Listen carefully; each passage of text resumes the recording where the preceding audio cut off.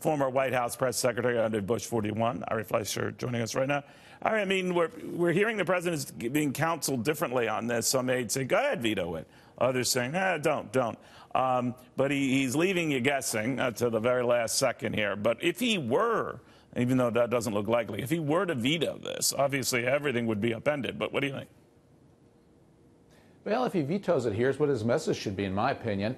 Number one, I'm a businessman. I was sent here to change things. You guys won't change. This is business as usual, and I won't stand for it.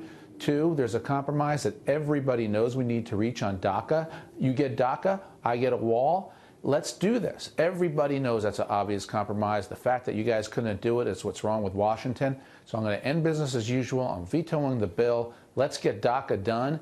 And that would be, I think, actually a pretty bold and powerful move by the president.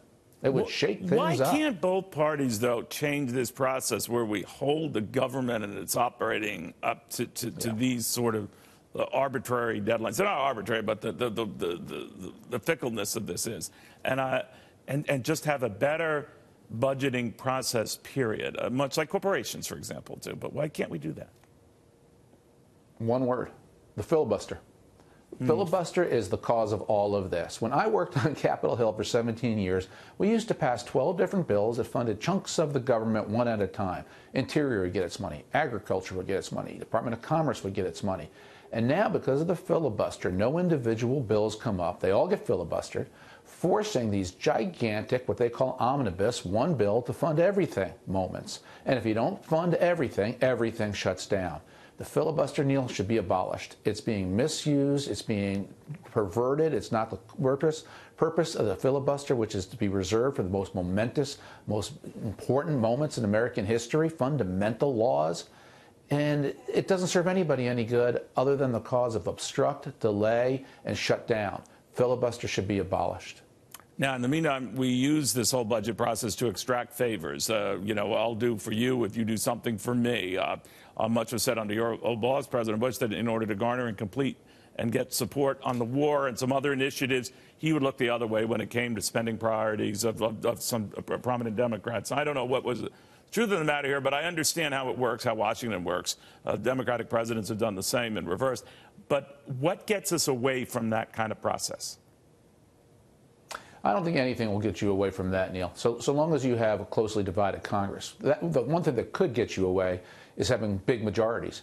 You know, if you have 55 Republican senators, 56, then you don't need the Democrats to come on board, and especially if you abolish the filibuster. But so long as you have a closely divided Congress, Republicans can't do it all on their own, Democrats can't do it all on their own, they need each other. And as soon as you need the other party, you're wheeling, you're dealing, you're compromising on your principles. It's the friction our society always faces between compromise and principle, and that's typified in the legislature.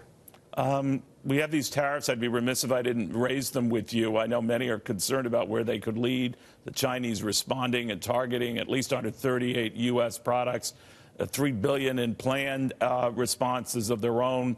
Where do you think this is going? Are you worried? I'm worried. I've been trained to oppose tariffs. Everything I learned growing up in politics and in economics was tariffs aren't helpful. But I'm willing to let this one play out. And the reason is because China has been cheating, especially on intellectual property. You know, there's huge neighborhoods in China. You can go and buy knockoff material, clothes and fashion that are designed in America by Americans, that they just put their own labels on it and pretend they're ours. They're fake. They're fraudulent. And they get away with it in addition to stealing all our intellectual property. And who stands up to China? We never do, because we always say, well, you know, we just can't get into tariffs. It's bad principle, bad practice. So finally, Trump is standing up to them.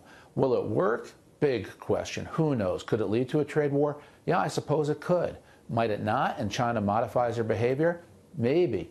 That's why I'm willing to let it play out. I don't think the status quo has been in the interest of American workers or Americans. So Trump's coming in like the bull in the china shop he is to change things. I'm not willing to condemn it. I'm willing to let it play out.